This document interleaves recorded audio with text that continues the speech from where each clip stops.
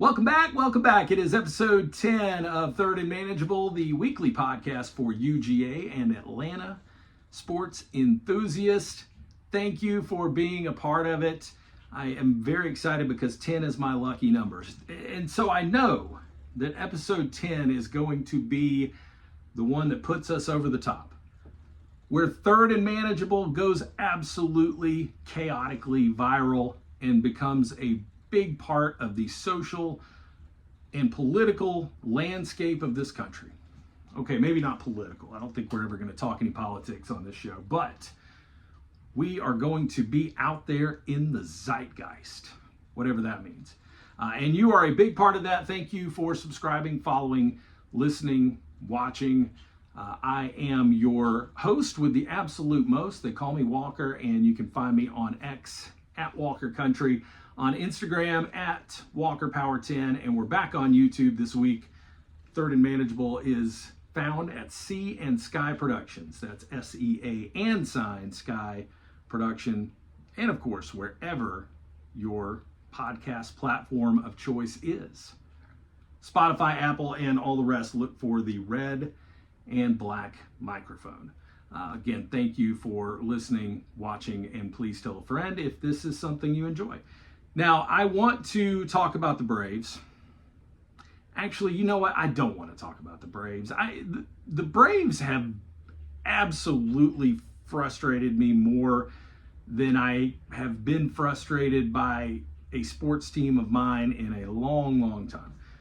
I feel compelled that we should address what is going on with the Braves, or actually what is not going on with the Braves, but I'm going to shelve that for later in the podcast.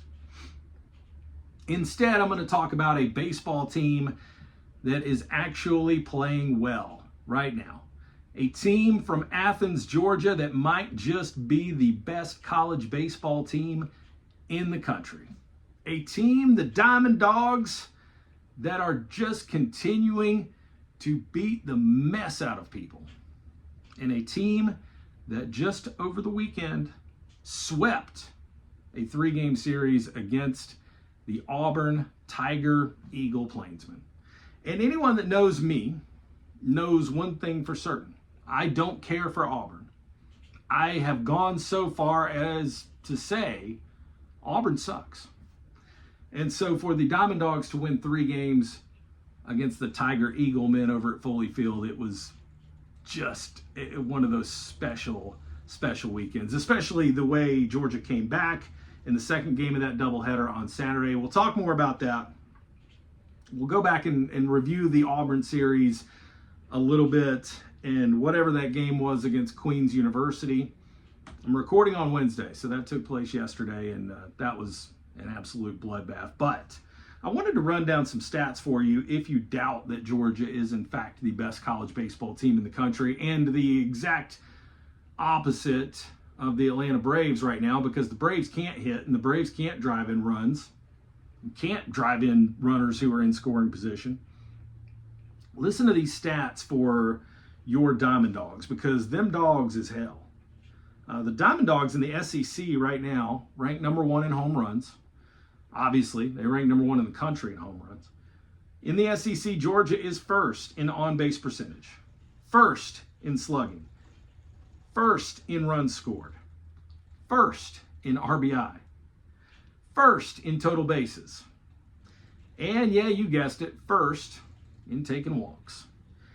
Georgia only managed to come in second so far in the SEC in hits. So that's something that Wes Johnson and crew are going to have to work on as we go to Austin, Texas this weekend to take on the lousy, stinking Longhorns. And you can tell from that, you're saying, hey, Walker, is that good? Yeah, that's really, really good. And what you end up with is a record, a very cool overall record for the Diamond Dawgs of 29-2. That's hard to even say. I mean, I've seen some really good Georgia baseball teams. Going back to 2008, that team that was 1 game away from winning a national championship. The early 2000s saw some really good Diamond Dawgs teams. Of course, the 1990 national champions, but this team, my goodness. And we've said over and over, well, pitching's not there. I don't know, man. That pitching might be starting to turn a corner. You saw that in the previous series against the lousy, stinking Florida Gators, where Georgia pitching really wasn't stellar, I guess, but was much improved from what we were seeing earlier in the year. And things are just getting worked out, I think. Goldstein and Colton Smith are coming back from injuries and illness and all kinds of things. And Curley came out of the pen. He's getting stretched out. We'll talk about all that. But I have a feeling that the pitching is starting to get where it needs to go. And that's what Georgia's going to need, because eventually you're going to start playing teams that really have good pitching. And I don't know if you're going to be scoring 14, 15, 20 runs a game anymore. But I've said that before. And so at this point, no, I'm not even going to put that out there. Georgia could probably score 15 runs a game against the New York Yankees at this point. I am very, very pleased with what I saw over the weekend. Friday was actually a little more of a pitcher's duel than what we've seen this year. The Friday win over Auburn, Georgia gets it 4-1. A little bit of a scare there in the ninth inning. And that's another thing now that Curley, who at the beginning of the season was your closer, has now moved into the starting rotation, really going to have to figure out who is going to be at the back end of the bullpen there for their high leverage situations, as they call it. But Zeldin did end up getting the game completed there in the ninth inning. Georgia wins 4-1 over Auburn. And then on Saturday, and by the way, if you had told me on Friday Georgia's only going to score 4 runs, I'd have been like, I don't know about that. But Goldstein started the game, gave us a few innings. Colton Smith came in and was just lights out for the next 4 or 5 innings. And Colton Smith is a name to watch because we all thought he was going to be in the starting rotation as the season began. And again, had trouble with injury, with illness, with other things, and found his way into the bullpen, and I think now is going to eventually return to the starting rotation. So how is that going to work? Who is going to end up dropping out of that weekend rotation? Plenty of time to find all that out. I know Wes Johnson has said as of right now, we're not going to tinker with that, but look for that eventually. So Goldstein and Colton Smith and Zeldin get the job done on Friday. And then Curley pitches on Saturday and again gives us another solid 5 innings. Tried to stretch him out into the 6th inning, and he ends up giving up the lead. Georgia was up 6-1 at one point in that game, and Auburn ended up tying the game, but Georgia, of course, as they do, score some more runs. And there was not a lot of time there where you had to worry about that game. Georgia wins game 1 on Saturday over Auburn, 11-7. Of course, the doubleheader was because we knew rain was coming on Sunday. So Georgia gets game 2 against Auburn late on Saturday into the evening. And this is one where you're like, okay, we've already won the series. We're kind of playing with some house money here. It's fine if we don't get this one, but boy, it'd be really nice to get the sweep. Let's get greedy. And Georgia ends up falling behind after an okay start by Leighton Finley. Georgia ends up getting behind late in the game. And as a matter of fact, in extra innings, the Dogs were losing 6-4. So no problem, right? Bottom of the 10th, come out, grab 2 runs pretty quickly, pretty easily, and then a 3-run bomb by Daniel Jackson, not to be confused with Dan Jackson from the Georgia football team, but Daniel Jackson from the UGA Diamond Dawgs sends everyone home happy. Dogs win it 9-6. So as you see, everything went very, very well over the weekend. Just a couple of hiccups, a couple of things you can worry about, but that was an Auburn team that was ranked number 11. I mean, they're right on the verge of being a top 10 team. and you hammered them. And then Queens University comes in on Tuesday, and I have to say that I felt a little bad for Queens University. They were obviously very overmatched. They had only won 4 games the entire season. And Georgia dispatched of Queens 21-1. I don't care who you're playing, guys. I don't care who the opponent is. 21 runs in a baseball game. And it's not like towards the end of that game, Georgia had all of their superstars and starters out there. I mean, you had pitchers playing in the outfield late in that game. We asked the question last week, and a couple of other shows or hosts have jumped on that train this week and asked with me, is Georgia the best baseball team in the country? Well, look, Texas has better arms right now. I think Tennessee has better arms right now. If the Georgia pitching can continue to improve from week to week, and it seems like ever since Wes Johnson had that talk in Gainesville, Florida, it wasn't really a talk. It was more of a talking to. Ever since Wes had that talking to with Colton Smith on the mound in Gainesville, Florida in game 1 of that series, and really challenged him, and it seems like it's fired the pitching staff up. I feel like Georgia's starting pitching, I feel the best about it that I have this season, that it is going to round into form. We still have 2 months before we're talking about NCAA regionals, SEC tournament, that kind of thing. So is Georgia the best team in the country? Yeah, I think they are. And some people have speculated that maybe the Diamond Dawgs haven't played the best teams in the SEC yet. Oh, well, Kentucky's not that good. Florida's definitely not that good. We always expect Florida to be good, but right now they only have 1 conference win. And then, well, maybe Auburn's not that good either. Maybe Georgia is just that good. And we're going to find out a whole lot this weekend. Dogs are now number 1 in the country, at least in terms of RPI. And depending on which college baseball rankings you look at, you could find the Dogs anywhere between 2 and 4 in the country. Going to play Texas this weekend in Austin. Texas has got a darn good pitching staff and a really big ballpark. So if you're planning on hitting 140 home runs this weekend to win that series, might not happen, but who knows? I'm not doubting this team ever again as far as ability to hit home runs, hit the ball, score a whole lot of runs. The Diamond Dawgs have proven over and over again that they can do that, and that they are never out of a game. So, this weekend against Texas, and then you got Arkansas down the road. Eventually, you're probably going to see Tennessee somewhere.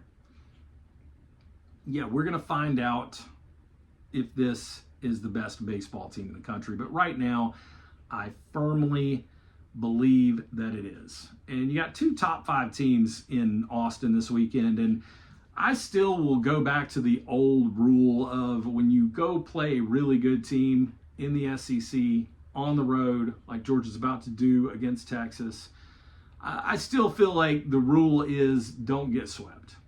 If Georgia wins 1 of the 3 this weekend, I'm going to feel pretty good about that. If you win that game on Friday or Saturday, and then you have a chance Sunday to win the series, I'm going to feel really good about that. If the Dogs win the series, we're going to be more over the moon than we already are. And if they sweep Texas, then, forget about it. It's going to be some property destroyed tonight. But I go back to the old rule. Don't get swept. Go to Austin. Expect to win 1 game. If you get more than that, that's tremendous. But it's going to be a good weekend for college baseball fans, because Georgia and Texas are both very good, both in the top 5. And I'm excited. I'm excited to watch those games this weekend. And that, in addition to the Final Four and getting ready for the Masters and G-Day and all of that, just makes April such a great month for sports. I will get to the Final Four. I do have a couple of thoughts on that, but all right, fine. Let's talk about these Braves. From the high of talking about the Georgia baseball team to the low of talking about your Atlanta Braves. As I record on Wednesday, the Braves are 0-6. And hopefully they can win tonight at Dodger Stadium, but I ain't counting on it. I would bet my money if I were a betting man, and I definitely am that they will probably come back home to open the season at home on Friday with an 0-7 record. I hope I'm wrong. I hope they beat the Dodgers tonight. I always hope anyone beats the Dodgers, but most certainly my favorite team, the Atlanta Braves. Braves are 0-6. The worst start since 2016 when the Braves started 0-9. No, they did not make the playoffs that year. No team has ever started 0-7 and made the playoffs. So that puts even a little more drama around tonight's game against the Dodgers. The Braves are the only winless team in Major League Baseball. They are 1 of 34. That means of 34 chances to score runs with runners in scoring position, the Braves have come through once. 1 out of 34. That's hard to imagine. That's got to be difficult to pull off. 1 out of 34 with runners in scoring position. They've scored a grand total, folks, of 2 runs in their last 4 games. And your only real offensive pickup in the offseason, really your only big name pickup at all from the offseason, Jurickson Profar is now suspended for 80 games for failing a PED test, a banned substance, and he is now ineligible for the playoffs. So he's going to miss half the season. He's going to come back. He's going to play for the Braves at some point, but he won't be available for the playoffs if the Braves are even anywhere in the conversation. I feel like Jim Mora is going to show up at any moment and say, playoffs? Oh, I'll be happy if we win a game. Your number 3 starter, Ronaldo Lopez, is already injured. It's just bad. I mean, at this point, you're starting to wonder if, like what's next? Is the Braves coaching staff going to get busted for, an illegal meth business or something? Like, what else can happen? Sean Murphy goes down. Jurickson Profar fails a drug test. Ronaldo Lopez is already injured. And you started the season with your best pitcher, Spencer Strider, on the shelf, as well as your best offensive player, Ronald Acuna Jr. Both of those guys already hurt. So that is the maybe hope, if you have hope at this point still. That's the hope. That's the silver lining, I guess, is that at some point soon, in the next few weeks, you're going to get Ronald Acuna Jr. back in the lineup. And that will provide a spark just because of who he is and the way he plays the game. You're going to get Spencer Strider back in your starting rotation, and that's going to provide a spark just because he's a damn good pitcher. And you're going to get Sean Murphy back. Nothing against Drake Baldwin, but he hasn't really been hitting the ball well so far this season, but no one has. Ozuna might have the best average for the Braves this year. It's something like 214. I don't know. Some terrible statistic like that. I'm tired of talking about terrible statistics when it comes to this Braves baseball team. They have to come home this weekend, and they absolutely must win this series against the Florida Marlins. I think we got the Phillies after that. So take this horrible, horrible road trip.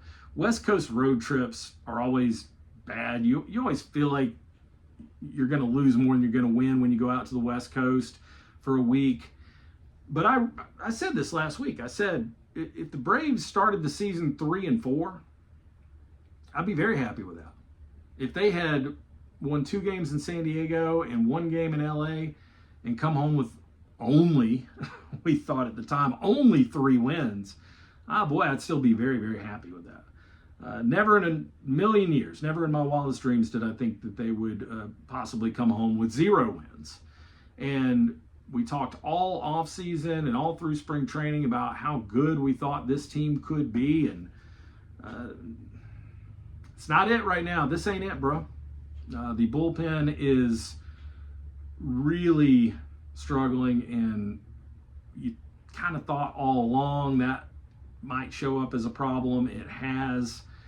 The starting pitching, for the most part, has been good enough, but when your offense is this anemic, you're not going to win baseball games. So I'm not like, okay, we're done here. I'm not waving the white flag, surrender, the season's over, forget it. But you have to be starting to feel like this just might not be that season for the Atlanta Braves. And just with some of the bad luck stuff, in addition to the bad play, and you didn't really sign anybody in the offseason. I don't know if that's Double A's fault. I don't know if that's ownership's fault. I've seen a lot of blame thrown around. But you got to turn this around, man. The Braves have to turn this around, and they have to turn this around fast. All right, we'll move on, and we'll talk about the UGA softball team for just a minute. Lost 2 out of 3 to Alabama over the weekend in Tuscaloosa. It was tough because UGA softball won on Friday night. That was a real thriller. That was a really good game that Georgia won on Friday night. So you take game 1 of the series and you thought, all right, we're on to something here, but then end up losing on Saturday and Sunday. Both games you had a chance to come back late and it just fell short. So Georgia has still yet to win an SEC series. The softball team is 4-8 in the conference, 25-10 overall, still a good overall record, but really got to pick up that SEC record. And I've said it a million times, I'm a broken record with this. It just never gets easier in the SEC. UGA softball does have a midweek game tonight against Mercer. And I went ahead and took a way too early peek at softball bracketology. Yes, there is such a thing, and it's very similar to the way they do the basketball bracketology during the season. And right now, the people that are predicting who's going to be in the tournament and who's going to be in what regional still have UGA hosting a regional. Still have the UGA softball team hosting a regional. So that is good news. They're getting respect, and I know the RPI is still very high. Georgia's played a very difficult schedule and has won 25 games. So got to get that SEC record a little closer to 500 before you drop to a point where you're not hosting a regional and you have to go somewhere very difficult. Your Atlanta Hawks, oh boy, Reese Shea is playing so good right now. He is starting to really look the part of the number 1 draft pick that the Hawks spent on him, and was just a tremendous player throughout the month of March.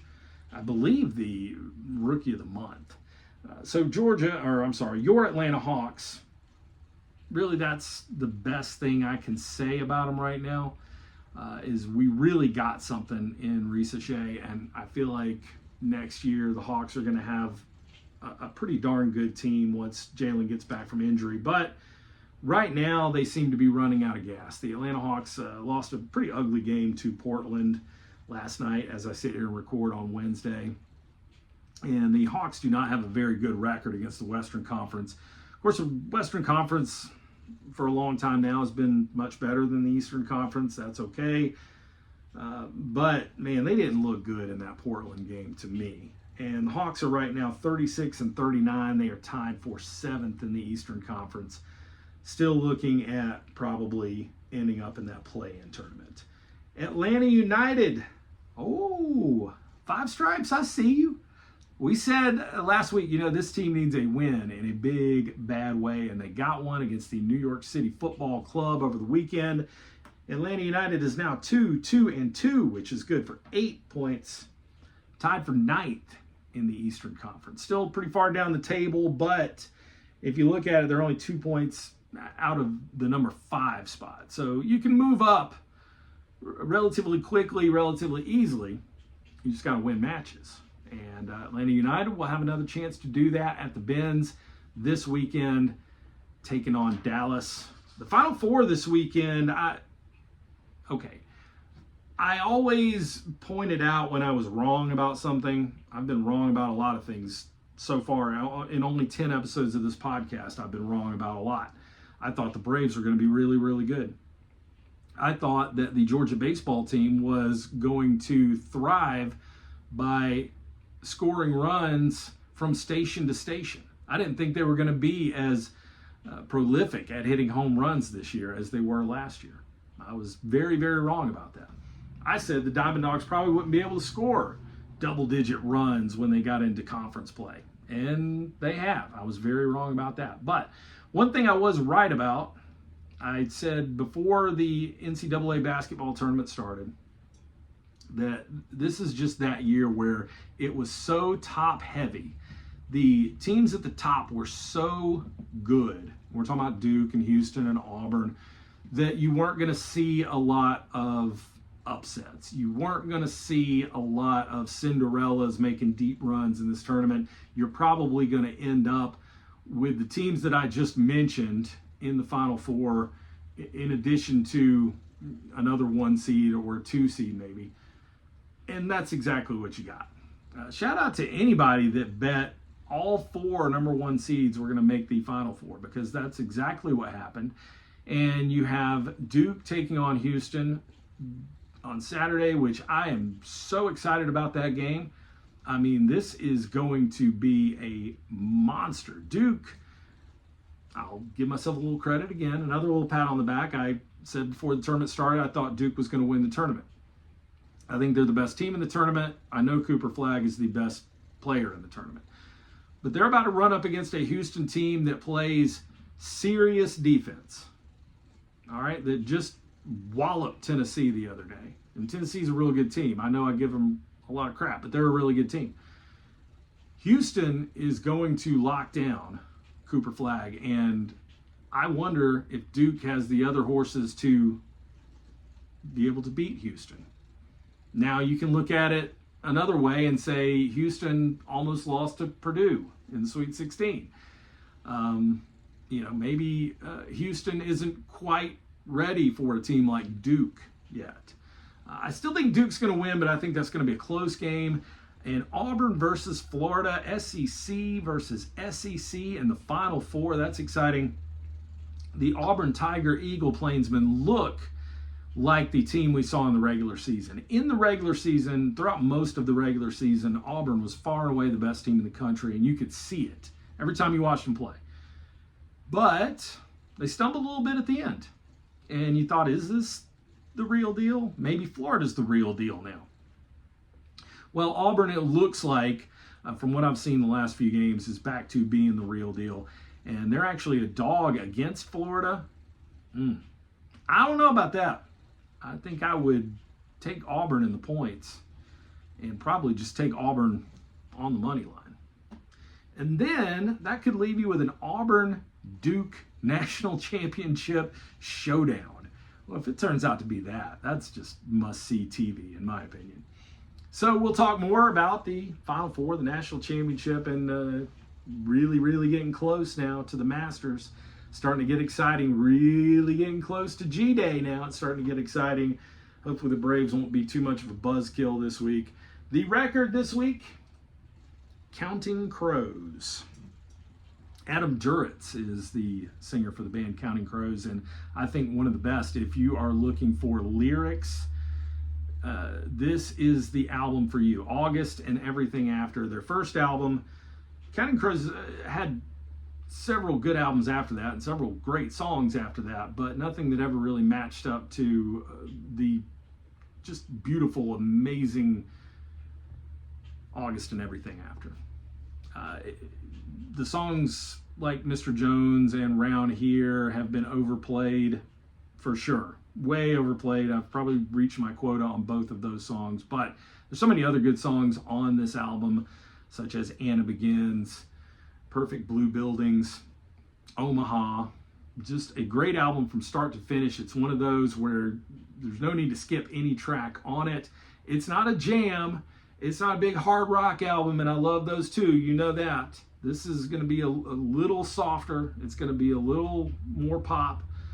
but it's going to have some lyrics. If you sit down and listen to what Adam's talking about in these songs, it's just going to blow you away. So if you haven't explored this album recently, or if you've never listened to it in its entirety, I can go ahead and fully endorse that right now. Counting Crows, August and everything after, they are going to be on the road this summer with Gaslight Anthem. There's another really great band, and talk about another tremendous lyricist there in Brian Fallon. So I'd like to go to that concert. Third and Manageable is a Sea&Sky production. Thank you again for joining us. Thank you for being a part of this whole thing. And we will talk to you next week. I'm Walker, live from the Palatial Studios here in Western North Carolina. Although you're not listening to this live, I am most definitely recording it live. And I appreciate you being here. I'll talk to you next week. Go Dogs.